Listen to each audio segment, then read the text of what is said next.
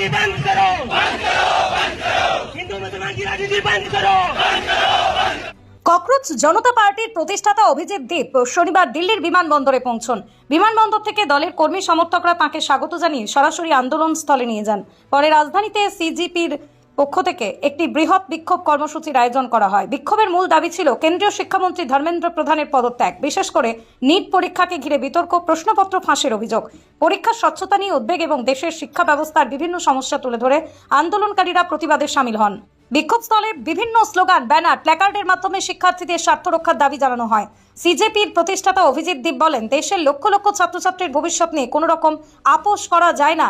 NEET সহ বিভিন্ন প্রতিযোগিতামূলক পরীক্ষায় স্বচ্ছতা নিশ্চিত করা, শিক্ষার্থীদের ন্যায্য অধিকার রক্ষার দাবিতে তাদের এই আন্দোলন।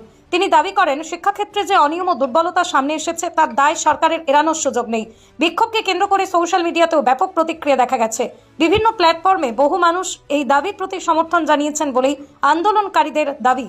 পাশাপাশি বিনোদন জগতের কিছু ব্যক্তিত্ব শিক্ষার্থীদের ন্যায্য দাবির প্রতি সহমর্মিতা প্রকাশ করেছেন বলেই জানা গেছে।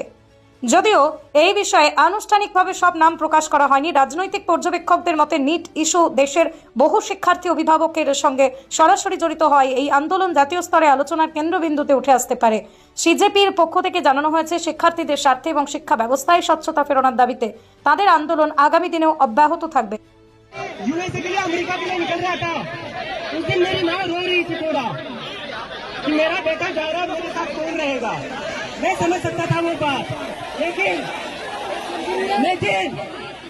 जितना मेरी माँ उस दिन नहीं रोई, जितना मैं यूएसए को जा रहा था, उतना वो तब रो रही थी जब मैं अपने घर वापस आ रहा था।